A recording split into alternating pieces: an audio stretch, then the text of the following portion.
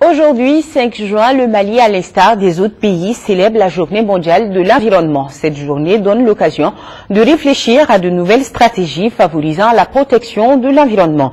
L'édition 2012 porte sur le thème « L'économie verte, en faites-vous partie ?» De quoi s'agit-il? La réponse dans ce dossier réalisé par Bourama Traori. Depuis 4 décennies, la communauté internationale commémore la journée mondiale de l'environnement. L'objectif est d'attirer l'attention de l'opinion internationale sur les défis environnementaux. Cette année encore, la tradition a été respectée avec un thème majeur et d'actualité, à savoir l'économie verte, en faites-vous partie? De quoi s'agit-il? Selon l'opinion, une économie verte, c'est une économie qui entraîne une amélioration du bien-être humain et de l'équité sociale, mais tout en mettant l'accent sur une réduction significative des risques environnementaux, des risques liés à la dégradation de l'environnement et à la perte des ressources naturelles. L'économie verte est un concept qui a été développé par les Nations Unies en 2008. Le but est de mettre en exergue les questions environnementales. À partir des années 2000, le PNUE a constaté qu'en termes de gouvernance environnementale, il y avait toujours des choses qui manquaient. Il y avait des difficultés à intégrer les questions environnementales dans les économies, dans les programmations économiques des pays, dans les plans de développement économique des pays.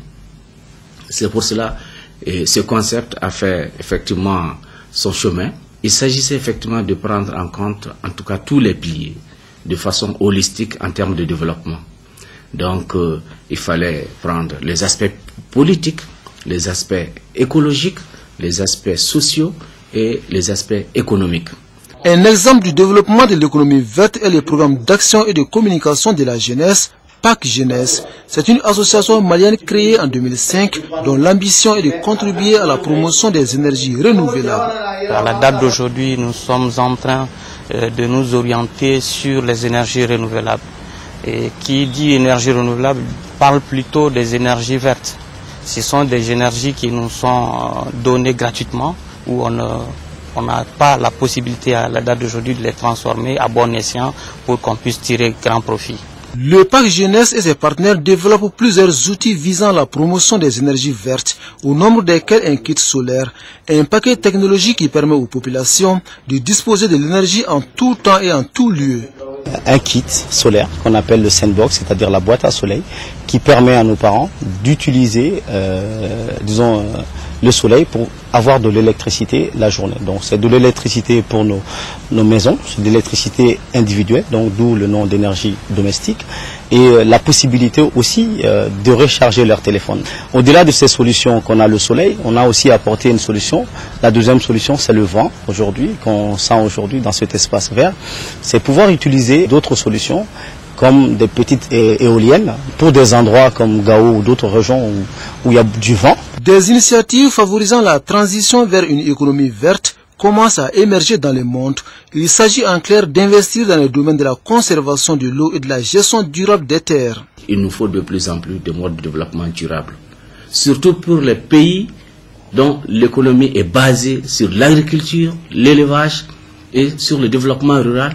Nous sommes condamnés effectivement à adopter ce qu'on appelle l'économie verte. Si nous n'adoptons pas l'économie verte, qu'est-ce qui va se passer? Nous allons avoir des terres de plus en plus dégradées, nous allons avoir le désert, nous allons avoir des nappes phréatiques qui vont alors encore de plus à plus profondes. Nous n'allons plus avoir de pâturage pour les éleveurs, nous n'allons plus avoir des arbres, en tout cas pour la satisfaction de nos besoins initiaux. Ce qui feront dire à certains observateurs que l'économie verte est un choix stratégique dans un monde où les ressources naturelles deviennent de plus en plus rares.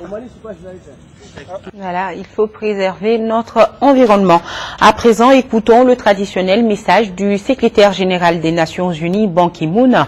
Il appelle à faire des choix judicieux dans la perspective de la conférence de Rio +20. Un extrait de ce message lu ici par le coordinateur résident par intérim des activités opérationnelles du système des Nations Unies au Mali, Dilar Doumaï. Les pays peuvent, grâce à des politiques et à des investissements judicieux, protéger leur environnement, obtenir une croissance économique, créer des emplois décents et accélérer le progrès social. Rio+20 est l'occasion de renforcer notre engagement mondial en faveur du développement durable.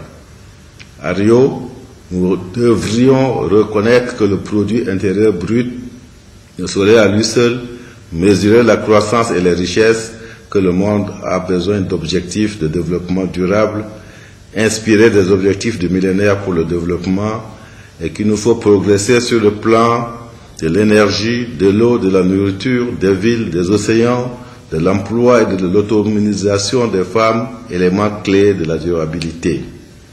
Tandis que le monde se prépare à la conférence des Nations Unies sur le développement durable, appelée aussi communément Rio+20, la Journée mondiale de l'environnement est l'occasion de souligner la coupure épistémologique à établir en vue d'accéder à un monde plus viable. Le thème de cette année, économie verte, en faites-vous partie, montre la nécessité pour chacun de réduire l'empreinte écologique de l'humanité à une seule planète.